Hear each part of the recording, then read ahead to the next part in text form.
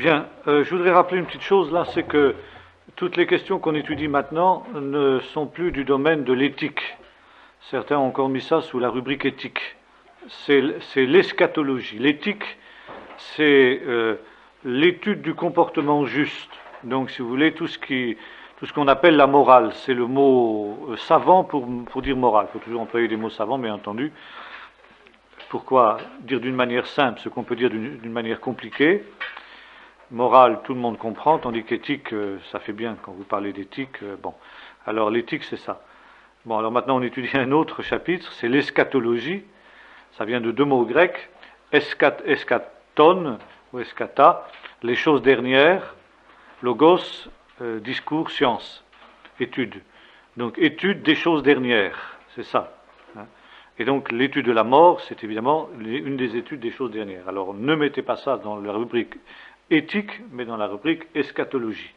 Là, malheureusement, pour parler de ce sujet-là, il n'y a pas de mot simple, comme pour le mot éthique, n'est-ce pas? On est obligé d'employer le mot savant, eschatologie.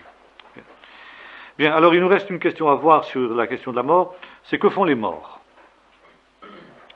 Nous avons vu que la mort était la séparation de l'âme et du corps, et le livre d'Ecclésiaste nous dit au chapitre 12, verset 9, que l'esprit retourne à Dieu qui l'a donné.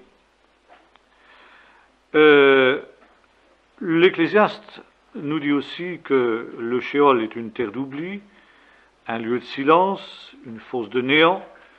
Les morts ne font rien, ne savent rien, leur mémoire est oubliée. Si bien que certains ont conclu d'une manière un peu rapide que l'état des morts est un état d'inconscience. On a vu ça la dernière fois, notamment avec les adventistes et tous les mouvements qui sont issus des adventistes, c'est-à-dire justement témoins de Jéhovah, étudiants de la Bible en particulier. Bon. Tout cela, bien sûr, nous l'avons dit, c'est un point de vue terrestre. Et d'autres passages bibliques nous montrent que les morts ne sont pas dans cet état d'inconscience, qu'une lecture rapide du livre de l'Ecclésiaste, qui se place à un point de vue terrestre uniquement, nous amènerait de dire. Bon. C'est un repos, nous l'avons vu aussi. Les âmes sont sous l'autel dans le livre de l'Apocalypse, et ces âmes n'ont pas encore l'activité qui sera la leur après la résurrection au dernier jour, mais ça n'est pas un état d'inconscience, je n'y reviens pas, on en a parlé la dernière fois. Alors, il y a une question qui se pose maintenant. Les morts nous voient-ils? Nous entourent-ils de leur présence? Là, certains ont pensé pouvoir répondre par l'affirmative à ces questions. En fait, bien que la Bible ne soit pas absolument explicite sur ce sujet-là, la réponse qu'il faut donner à ces questions est négative. Précisément, c'est ce que nous dit l'Ecclésiaste, en fin de compte, dans ces passages que nous avons cités. Ils ne savent rien de ce qui se passe sous le soleil. Sous le soleil, c'est-à-dire sur la terre des vivants. D'ailleurs, comment pourrait-il être au repos? Pourrait-il être dans la paix s'ils avaient conscience de toutes les horreurs, de tous les problèmes qui se passent sur la terre? Donc, il faut conclure que les morts n'ont pas de contact avec ce qui se passe sur la terre. Nous entourent-ils de leur présence? La réponse également est non. Par contre, quand on répond oui à ces questions, on ouvre la porte alors au spiritisme. Spiritisme dont nous avons aussi parlé la dernière fois, qui est évoqué d'ailleurs dans la Bible comme étant une abomination, une chose interdite sous peine de mort, Lévitique 20, verset 27, Lévitique 19, verset 31, Lévitique 19, 31, 20, verset 6, Deutéronome 18, verset 11, etc. Bien d'autres passages du même genre, Deutéronome aussi, bon, etc. Nous avons vu que l'unique cas où un mort revient, c'est le cas de Samuel, et que c'est quelque chose d'insolite par rapport à ce qui est normal. D'ailleurs, Samuel dit une chose très importante quand il apparaît à Saül, il dit « Pourquoi m'as-tu troublé en me faisant monter ?» C'est précisément le rappel que le Sheol, le séjour des morts, est donc un lieu de repos, et que, précisément, si le Seigneur permettait que des morts reviennent, alors ces derniers seraient troublés. Ce serait troubler leur repos. C'est une chose interdite par le Seigneur sous peine de mort, même si il semble qu'il peut y avoir certaines exceptions dans ce domaine. Les textes que j'ai cités évoquent par exemple la possibilité de voir quelqu'un qui a un esprit de mort, l'esprit d'un mort ou un esprit de divination. Peut-être, mais ça on est dans un domaine assez spéculatif, dans ce domaine-là on ne peut pas être affirmatif, peut-être qu'effectivement des morts impies peuvent avoir la possibilité, semble-t-il, mais là on est sur quelque chose d'un terrain extrêmement délicat, peuvent avoir la possibilité d'habiter un vivant. C'est ce que semblerait laisser supposer ce texte où il est dit précisément que si quelqu'un a en lui l'esprit d'un mort, bon, ça ne peut pas être un mort bienheureux évidemment, ça ne peut être donc qu'un mort impie, pour lequel précisément être dans une situation de ce type ne peut être qu'une forme particulièrement difficile de châtiment. Donc voilà, c'est tout ce qu'on peut dire dans ce domaine-là. À partir du moment où on répond aux questions que j'évoquais tout à l'heure, que les morts peuvent avoir contact avec les vivants, on ouvre la porte aussi à une deuxième déviation par rapport à la Bible, c'est le culte des saints, le culte et l'invocation des saints. Vous savez que, de la Vierge et des saints finalement, vous savez que le catholicisme, et pas seulement lui d'ailleurs, mais l'orthodoxie, les églises orientales, laissent la possibilité d'un culte des saints. La théologie catholique officielle, nous l'avons vu quand nous avons étudié le catholicisme, fait une différence entre la latrie et la dulie. La latrie, c'est précisément ce qui tombe sous le coup du deuxième commandement. Tu n'auras pas d'autre Dieu devant ma face, et tu n'adresseras pas de culte à quelqu'un d'autre qu'à Dieu. Tout à fait intéressant de noter d'ailleurs que là aussi le catholicisme n'a pas cherché à remonter à l'original hébreu, mais fait une différence entre deux mots grecs qui ne sont pas employés évidemment dans le Pentateuque et pour cause, n'est-ce pas, les mots latrie et dulie. Bien entendu, ce distinguo subtil a été introduit au moment du Concile de Trente dans la théologie catholique, notamment sous les coups de boutoir de la Réforme qui voyait dans le culte de la Vierge et des saints une forme d'idolâtrie, avec raison, à mon sens. Alors la réponse du Concile de Trente a été celle-ci: il ne s'agit pas d'un culte interdit par la Torah, par le Pentateuque, parce qu'il ne s'agit pas d'une latrie, ça veut dire d'un culte, d'une adoration, mais d'une dulie, c'est-à-dire d'une vénération. Alors, les saints ne sont pas adorés dans le catholicisme, ils sont vénérés. Et pour la Vierge, il y a encore un état intermédiaire, celui qu'on appelle l'hyperdulie.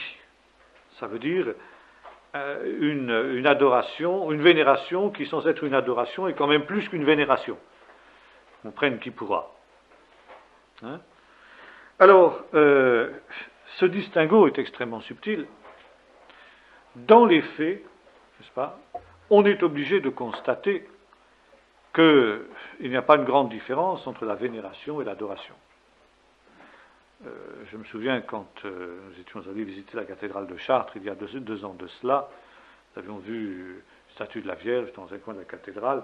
Bon, ceux qui se prosternaient devant cette statue de la Vierge, manifestement, étaient à 100 lieues de faire une distinction entre la latrie et la dulie. Bon. À Saint-Pierre de Rome, c'est exactement la même chose. À Lourdes, il y a longtemps que je ne suis pas allé à Lourdes, j'étais enfant quand j'étais à Lourdes, Mais enfin, on pourrait trouver certainement des formes de dulie qui ressemblent très fortement à de la latrie. Bon. Mais admettons qu'il y ait effectivement une distinction entre la vénération des saints et l'adoration de la Trinité, puisque c'est de cela qu'il s'agit. Et si cela était, et encore une fois, très souvent ça n'est pas, mais si cela était, on ne pourrait aussi que dire non à une telle vénération, entre guillemets. Pourquoi? Pour la raison que j'évoquais tout à l'heure, parce qu'encore une fois, les saints, qui sont-ils? Même si on admet la théologie catholique, que ce sont des gens qui, par leur mérite, ont acquis l'entrée au ciel directement sans passer par le détour du purgatoire, ce sont des morts. Ce sont des morts. Morts bienheureux, certes, mais morts quand même. Et encore une fois, les morts ne savent rien de ce qui se passe dans le monde des vivants, de ce qui se passe sous le soleil. Par conséquent, pour le moins, il est tout à fait vain de les invoquer. D'ailleurs, le bon sens populaire l'a reconnu quand il déclare qu'il vaut mieux s'adresser au bon Dieu qu'à ses saints. Et pourtant, beaucoup, évidemment, invoquent les saints, parce que souvent les saints ont pris la place de certaines divinités locales, comme par exemple Sainte Anne en Bretagne, qui a pris la place de la déesse Anna, qui était la déesse pré-chrétienne, qui était vénérée à peu près partout dans les pays celtes. Bon, alors on l'a remplacée par Sainte Anne. Comme ça, les gens n'étaient pas trop dépaysés, n'est-ce pas? Mais, encore une fois, ce sont des morts. Et là, l'Église catholique essaye de se récupérer sur ce qu'elle appelle la communion des saints.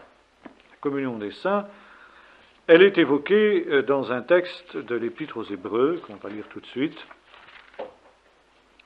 chapitre 12, verset 18, « Vous ne vous êtes pas approchés d'une montagne qu'on ne pouvait toucher, qui était embrasée par le feu, ni de l'obscurité, ni des ténèbres, ni de la tempête, ni du retentissement de la trompette, ni d'une clameur de paroles telle que ceux qui l'entendirent demandèrent qu'on ne leur adresse pas un mot de plus, car ils ne supportaient pas cette injonction, même si une bête touche la montagne, elle sera lapidée.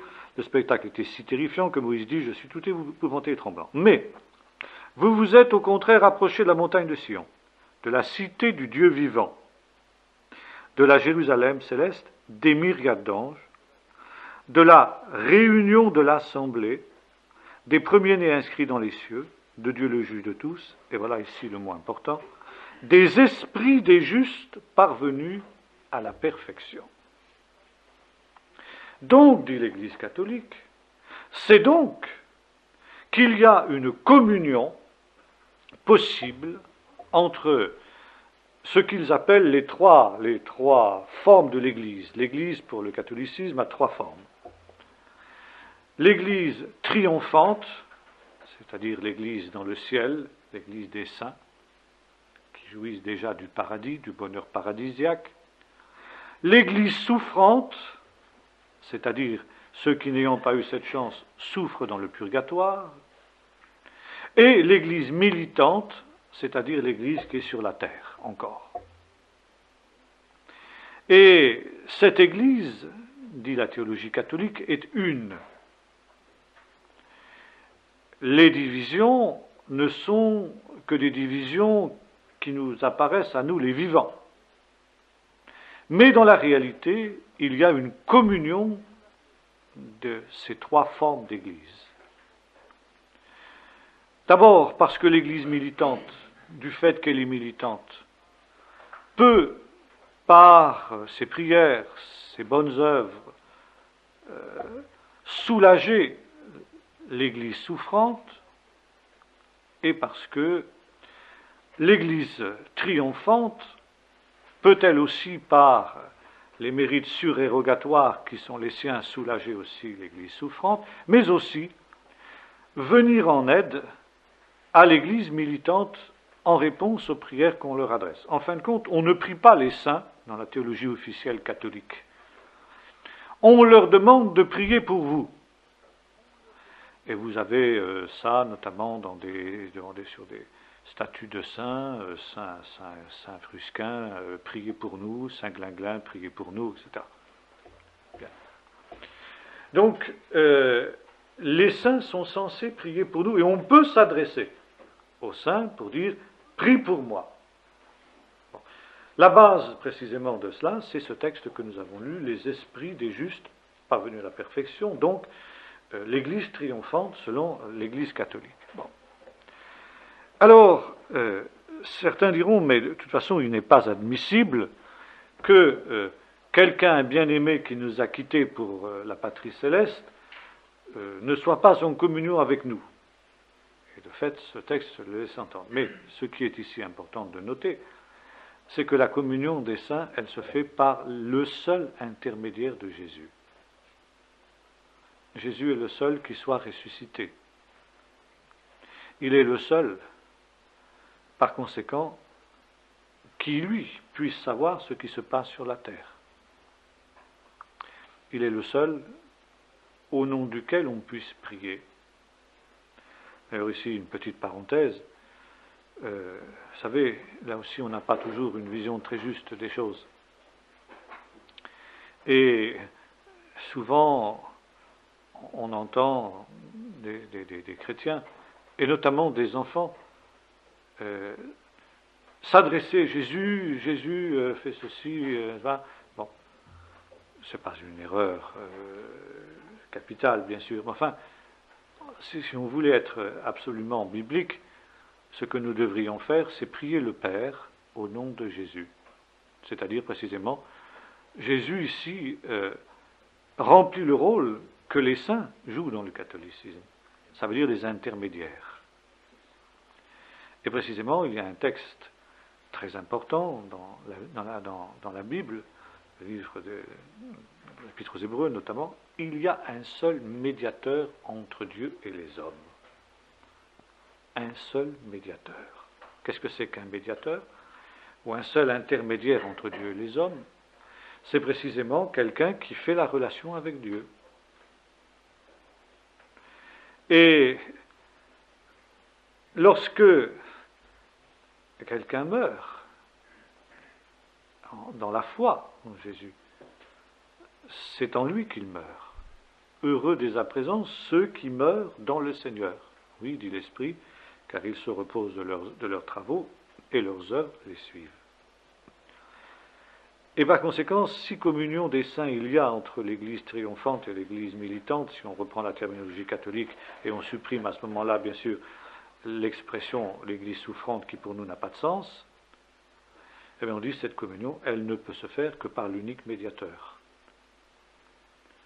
Ça veut dire que les esprits des justes arrivés à la perfection, quand nous nous approchons de Jésus, c'est vrai, nous sommes aussi en communion avec les esprits des justes parvenus à la perfection, mais le point de passage obligé est la personne de Jésus. Et il n'y a pas de relation autonome avec les défunts, même saints, car alors il n'y aurait plus d'un médiateur.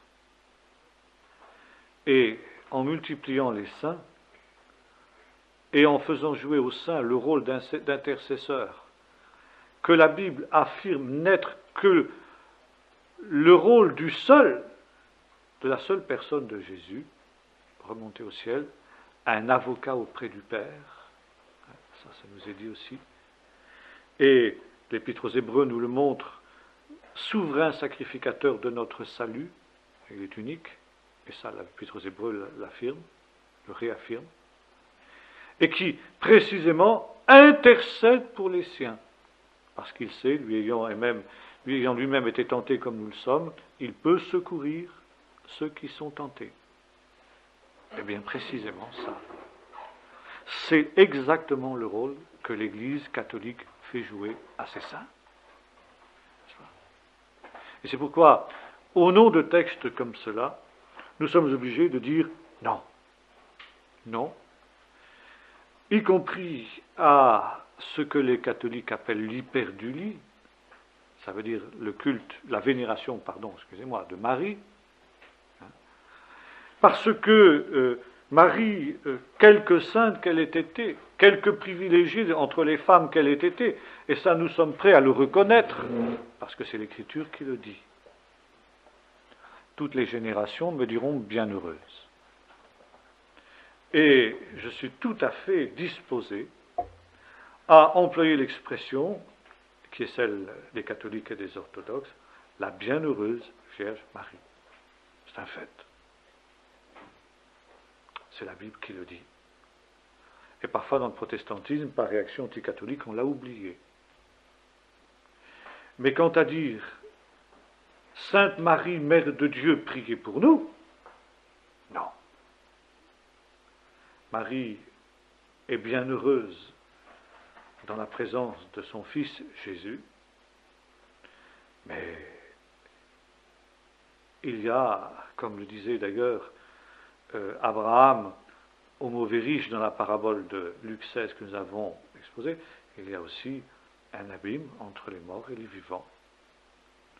Jésus est certes un pont sur cet abîme-là, dans ce sens que en lui tous sont vivants, comme dira aussi Jésus parlant d'Abraham, Isaac et Jacob, dont Dieu parle au présent.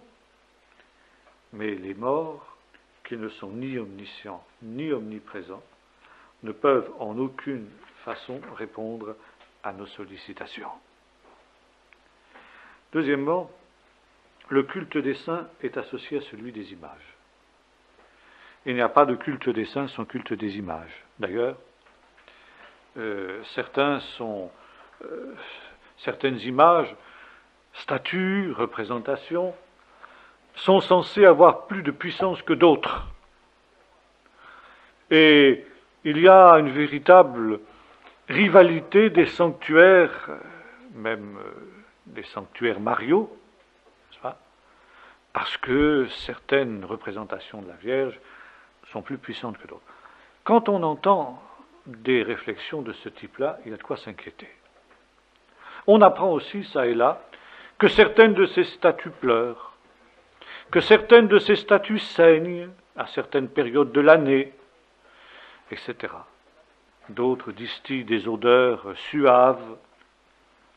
Tout ça, si c'est vrai, parce qu'il faut encore vérifier que ce soit vrai, et dans ce domaine-là, je suis persuadé qu'il y a beaucoup de supercherie, mais si c'était vrai, ce serait extrêmement inquiétant.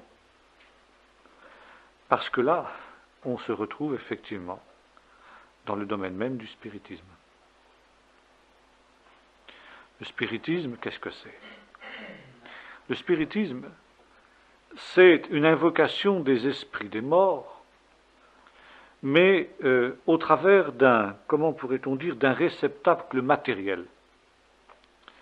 Il faut que, pour que l'esprit du mort se manifeste, selon la doctrine spirite, encore une fois pour nous, comme nous l'avons dit la dernière fois, ce n'est pas l'esprit du mort qui se révèle, mais c'est un esprit de démon, eh bien, il faut un médium, un intermédiaire. Bon, cet intermédiaire est souvent un être humain,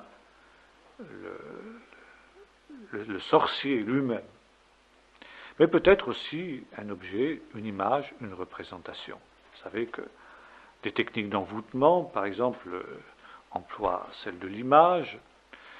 Et encore une fois, dans certains cultes païens, qui sont basés justement aussi sur le spiritisme, notamment le culte du voodoo, ou bien de certains cultes africains, les fétiches, donc les statues, sont les moyens par lesquels se manifestent les esprits qu'on invoque. Certains fétiches sont plus puissants que d'autres. Et voyez-vous que là, on arrive sur un terrain extrêmement dangereux, parce qu'on ne peut pas ne pas faire le rapprochement, ce d'autant, comme je le disais tout à l'heure, que beaucoup de ces saints ne sont, encore une fois, que des réinterprétations chrétiennes d'anciennes divinités locales qui ont été canonisées, si j'ose dire, pour les besoins de la cause. Et souvent, la vénération, entre guillemets, de ces saints se produit au même lieu et dans des conditions qui sont presque identiques, à celles qui présidaient au culte de ces divinités quand elles étaient païennes. Et il est certain que dans certains de ces lieux, une présence démoniaque est absolument sensible. J'ai évoqué déjà certaines expériences que j'ai faites en Espagne dans ce domaine-là. Vraiment, c'était absolument certain que là, il y avait une présence démoniaque tout à fait indiscutable.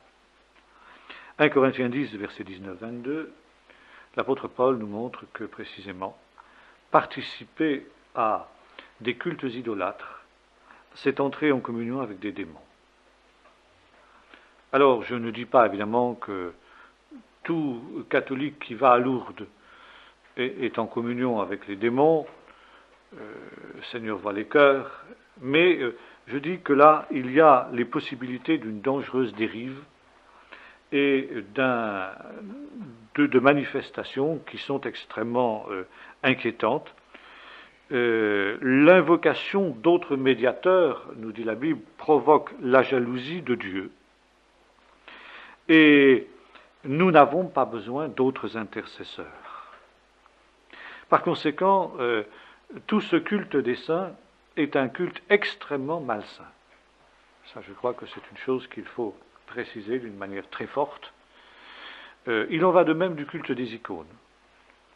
Et je dirais que, à la limite, l'icône dans la théologie orthodoxe est encore, la théologie de l'icône est en tout cas beaucoup plus développée qu'elle ne l'est dans l'Église catholique. Et on ne peut pas ne pas voir dans la théologie de l'icône réceptacle précisément de l'esprit du saint que l'on invoque.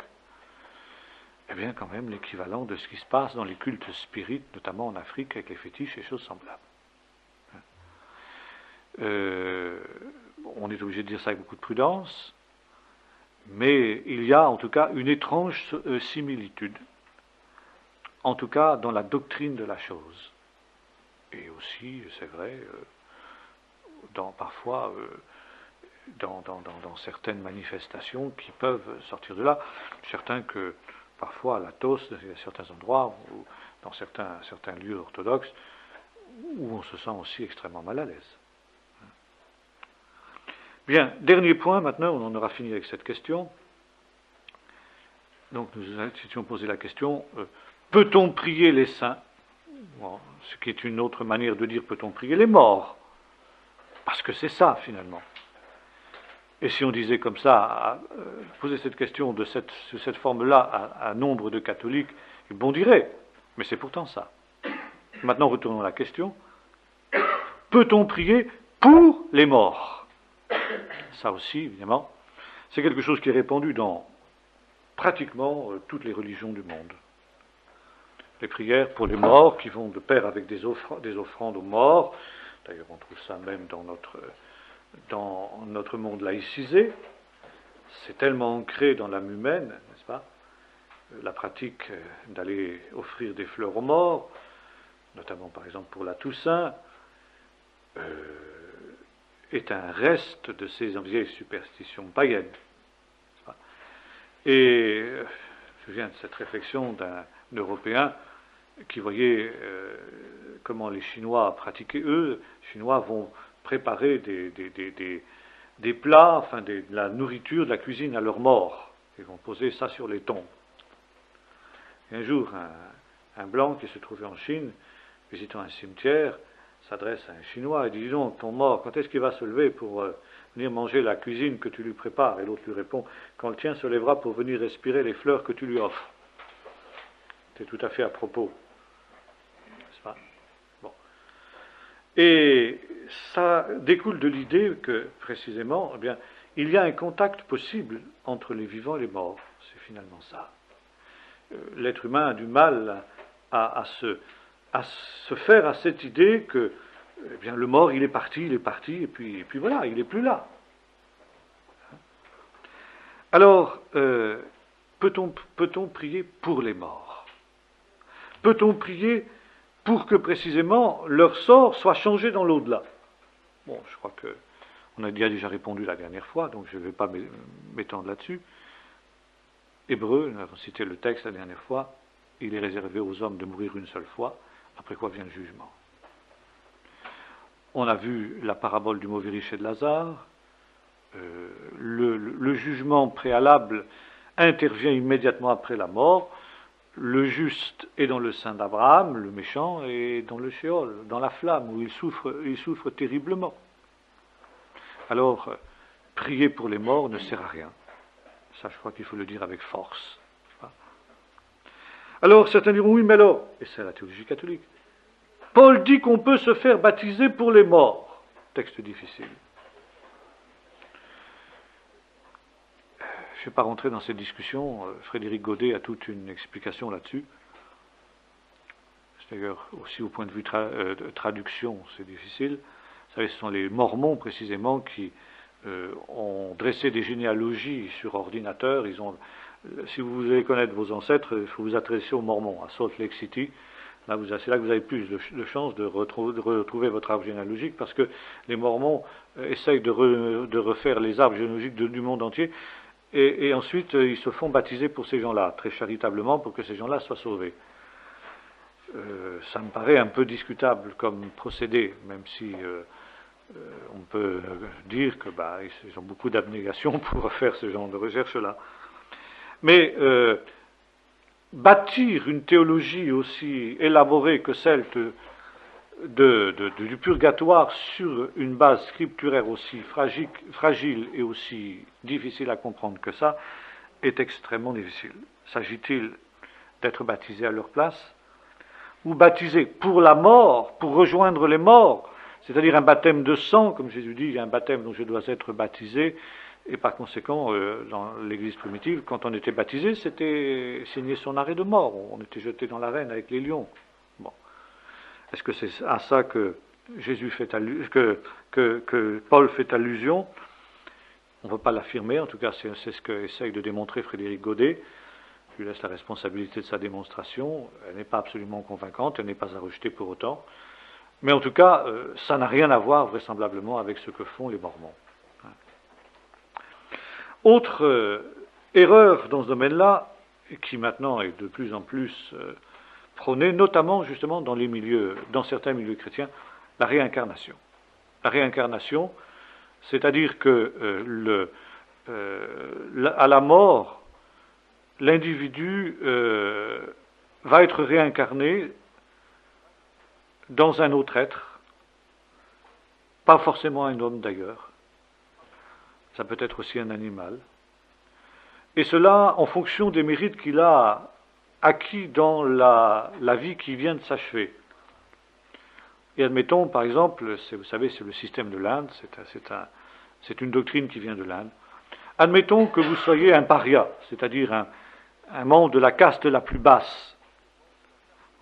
Si vous mourrez et que vous avez fait ce qui est bien, vous avez une chance de vous réincarner, par exemple, dans un brahman, c'est-à-dire la caste la plus haute. Et vous progressez, quoi. Si, par exemple, vous êtes un brahman et qu'au contraire vous êtes mal conduit, vous courez le risque, à votre mort, d'être réincarné dans un paria, voire même, pire encore, dans un animal. Un chien, un cheval, ou pire, une fourmi, un truc comme ça. Alors là, c'est évidemment le bas de l'échelle. D'où, entre parenthèses, la nécessité de protéger tous les animaux dans la conception de la religion indienne, parce que dans la fourmi que vous écrasez, ou dans la mouche que vous allez, ou le moustique qui vient vous embêter, peut-être se retrouve réincarné l'âme de votre grand-père. Il faut faire attention. Bon. Le judaïsme, un certain judaïsme, en tout cas, a adopté un petit peu cette pensée-là, notamment la Kabbale. La Kabbale a eu un système un peu semblable qu'on appelle en hébreu Gilgulei Nefesh, transmigration des âmes. On appelle aussi un mot savant, encore une fois, pourquoi dire simplement ce qu'on peut dire d'une manière compliquée, on appelle ça la métempsychose, le mot savant. Or, cette doctrine de la réincarnation, par le biais des religions orientales et l'engouement pour ce genre de religion, non seulement est en train d'être plus ou moins de pénétrer en Occident. Il y avait un sondage dernièrement qui montrait que, je ne sais pas, une large partie des Français, plus de 50% des Français croyaient en la réincarnation. Ça paraît aberrant. C'est comme ça. Bon. Et dans les églises, parmi ceux qui se disent chrétiens, l'idée de la réincarnation fait aussi son chemin. Et je crois que c'est un journal catholique comme La Croix ou autre, qui avait publié aussi un sondage en milieu chrétien à l'occasion de Pâques, résurrection ou réincarnation. Ce n'était pas une majorité qui croyait à la réincarnation, mais c'était une minorité non négligeable de gens qui se disent chrétiens et qui croyaient en la réincarnation. Alors que dit la Bible? Bon, je citerai le même texte que celui tout à l'heure, Hébreux 9, verset 22, ça clôt le débat tout de suite. Il est réservé aux hommes de mourir une seule fois, après quoi vient le jugement. Donc pas question de réincarnation qui ferait que, à ce moment-là, il y aurait plusieurs fois, on meurt plusieurs fois. Il est réservé aux hommes de mourir une seule fois. D'autre part, la réincarnation, telle que le conçoivent les religions orientales, s'oppose absolument à la doctrine biblique du salut. Car réincarnation, vous l'avez compris tout de suite, implique qu'on se sauve soi-même, par ses propres mérites. Si vous progressez à chaque vie nouvelle, moralement, etc., mais vient un moment où vous atteignez le nirvana, c'est-à-dire le paradis. Et là, vous n'avez plus besoin de vous réincarner. Vous avez fait votre salut. Ça prend des milliards d'années. Enfin, comme avec maintenant l'évolution, on en est là, c'est pas gênant. Mais voilà. Donc ici, on retombe dans la théologie des mérites, ce qui est évidemment anti-biblique, comme nous l'avons vu. Bon. Alors certains vont dire oui, mais Jean-Baptiste n'était-il pas Élie réincarné? Non, il n'était pas Élie réincarné. Lui-même, il le dit. Jean 1, verset 21, on lui demande, es-tu Élie? Il dit, je ne le suis pas.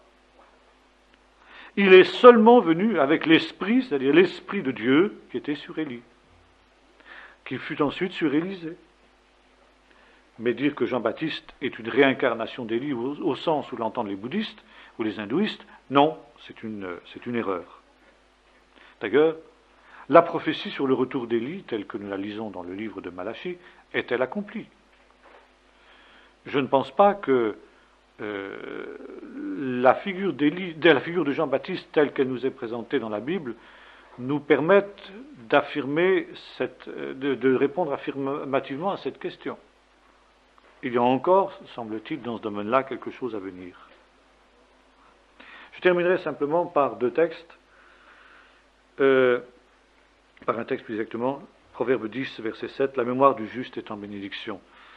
Et aussi ce qu'on trouve dans le livre de l'Ecclésiaste, Dieu recueille ce qui a fui. Ça veut dire que ce qu'un homme a été, notamment pour ce qui est d'un homme qui a marché avec Dieu, eh bien, ne disparaît pas à la mort. Non seulement, comme le dit le livre de l'Apocalypse, il se repose, mais aussi ses œuvres les suivent. Dieu recueille ce qui a fui, Dieu recueille l'histoire de celui-là, et Dieu se souvient. Les hommes ne se souviennent pas longtemps. La mémoire des morts disparaît au bout de 2 ou 3 générations, 3 à 4 générations maximum. Mais en Dieu, la mémoire du juste reste en bénédiction. Et c'est en cela précisément que le Seigneur est aussi celui qui recueille ce qui a disparu. Voilà, si vous voulez, ici avec ces quelques réflexions, on termine notre étude sur la mort. Bien, on va aborder un nouveau chapitre maintenant, le monde des esprits. Peu de gens sont conscients qu'à côté du monde sensible, du monde matériel, disons, nous sommes environnés de tout un monde invisible qui est le monde des esprits. Le monde des esprits n'est pas celui des morts, nous l'avons vu tout à l'heure, mais d'autres réalités. Un esprit, c'est un être, une personne, si vous voulez, qui, comme son nom l'indique, est dépourvu de corps. La Bible nous dit que Dieu est esprit. Dieu est un être qui n'a pas de corps. Et l'homme et l'image de Dieu n'ont pas dans son corps, comme l'ont prétendu un peu naïvement parfois certains certaines personnes, mais il est à l'image de Dieu quant à son esprit, justement, parce que l'homme est à la fois un esprit et un corps. Bien.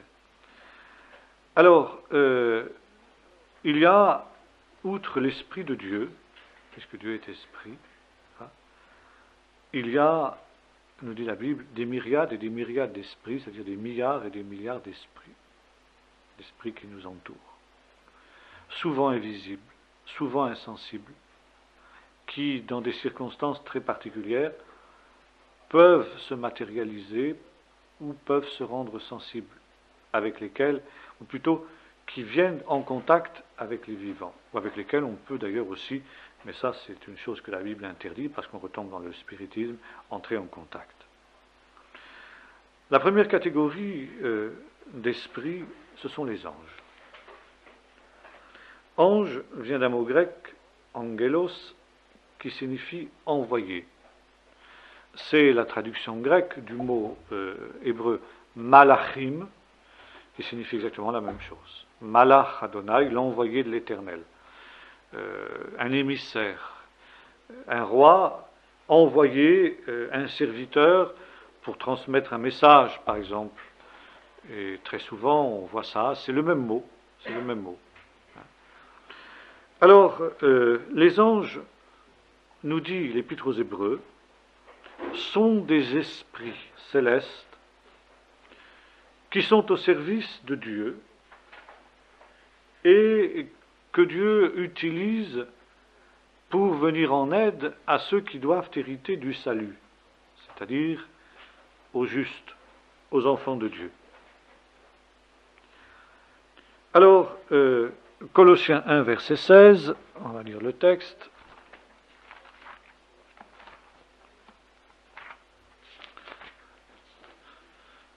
Verset 16, voilà. Car en lui, c'est-à-dire en Jésus, ont été créés dans les cieux et sur la terre ce qui est visible, la terre, et ce qui est invisible, le monde des esprits. Parmi ces réalités invisibles, ça c'est moi qui ajoute, c'est pas dans le texte, mais c'est sous-entendu, nous trouvons trône, souveraineté, principauté, pouvoir. Ce sont des mots humains, bien sûr, mais qui nous laissent ici entendre qu'il y a une hiérarchie de créatures spirituelles. Tout a été créé par lui et pour lui. Il est avant toute chose tout subsistant en lui. Tout a été créé. Ah, ça c'est un mot très important. Ça veut dire que ce monde des esprits, composé de ces trônes, de ces dominations, de ces souverainetés, de ces principautés, est un monde qui a été créé. Les anges sont des êtres créés, comme nous le sommes. Et c'est pour cela qu'ils ne sont pas de nature divine. Ça, c'est très important de le dire. La divinité, le propre de la divinité, enfin une des caractéristiques de la divinité, ce n'est pas la seule, c'est qu'elle est incréée.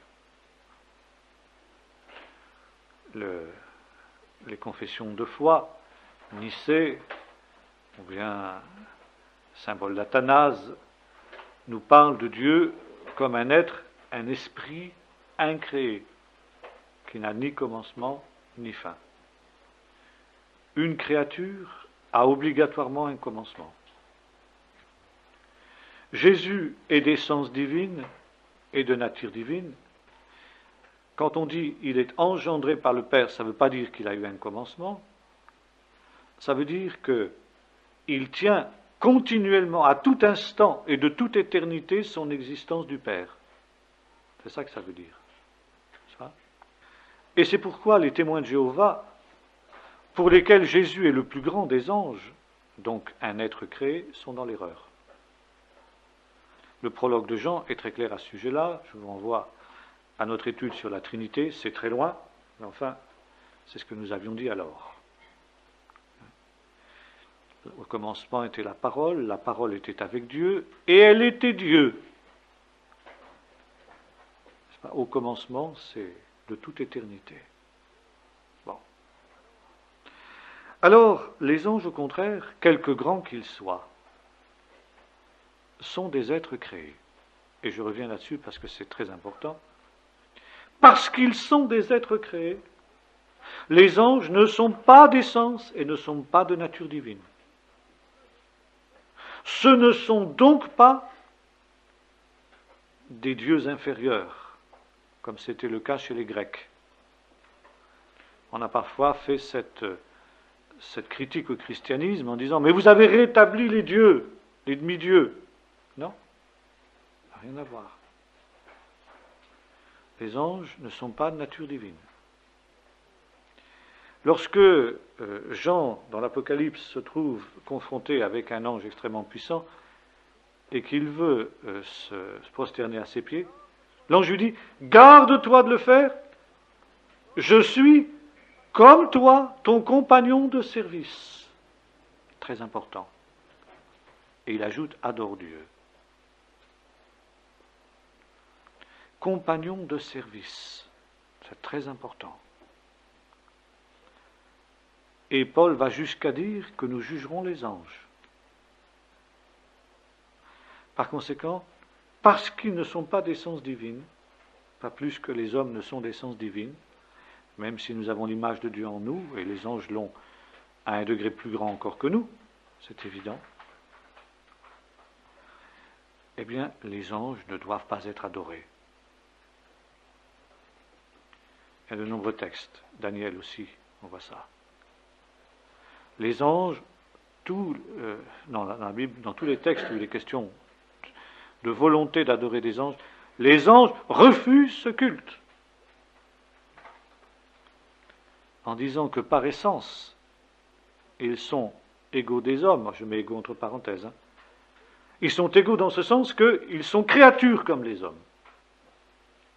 Et sur ce plan-là, ils sont égaux avec les hommes. Sur d'autres, ils sont supérieurs, bien sûr. Mais sur ce plan-là, ils sont égaux avec les hommes. Et la Bible nous met en garde contre le culte des anges. Colossiens. Que personne, et si on va relire le texte, voilà, ne fasse de vous sa proie par la philosophie, par une vaine tromperie, selon, etc. Que personne ne vous, sous prétexte d'humilité et d'un culte des anges, ne vous conteste à son gré le prix de la course, alors qu'un tel homme s'abandonne à des visions, il est enflé d'un vain orgueil par des pensées charnelles, au lieu de s'attacher au chef, c'est-à-dire à Jésus. Donc ici, très clairement, le culte des anges est condamné. Or, dans la piété catholique, c'est pas par catholicisme primaire qu'on est obligé de revenir là-dessus, mais parce que ce sont des problèmes réels, il y a une place pour un culte des anges. Et les anges sont adorés, sont vénérés, pardonnez-moi, j'allais dire, sont vénérés au même titre que les saints.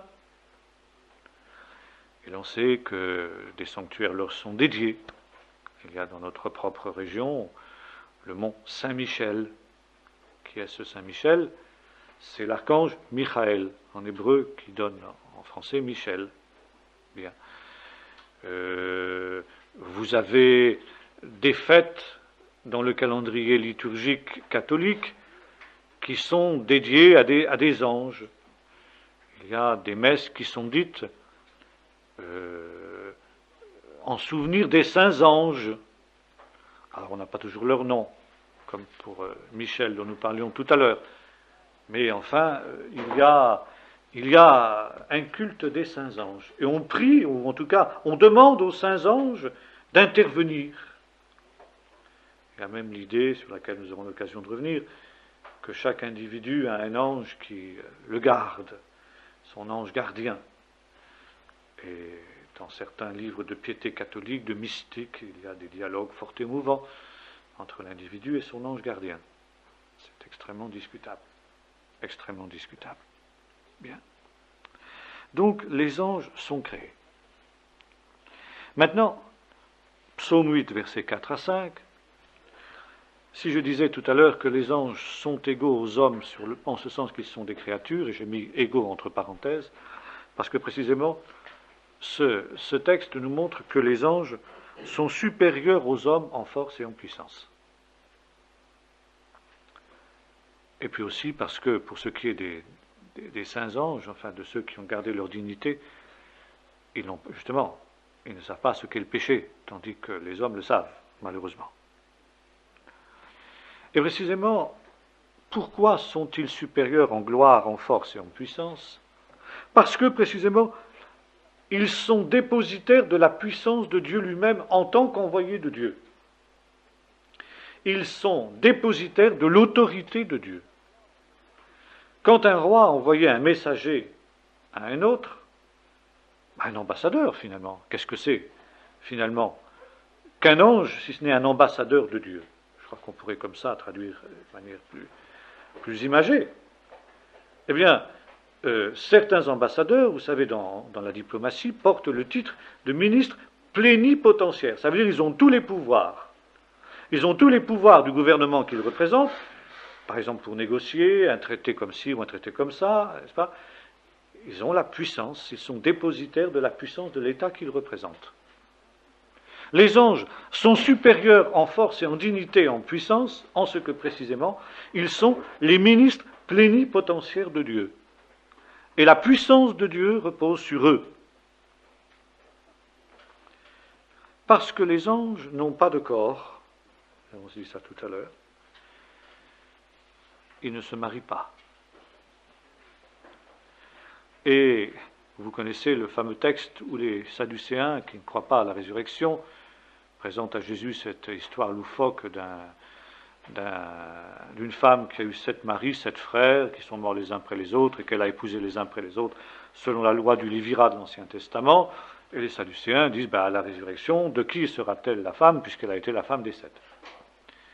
Et Jésus leur dit, mais vous ne connaissez ni l'Écriture ni la puissance de Dieu à la résurrection. Les hommes ne prendront pas de mari et les femmes ne prendront pas d'époux, parce qu'ils seront semblables, dit Jésus, à des anges de Dieu. Donc, conclusion, tout le fameux débat, vous savez, qui a exercé la sagacité des théologiens de Byzance sur le sexe des anges, est un débat nul et non avenu.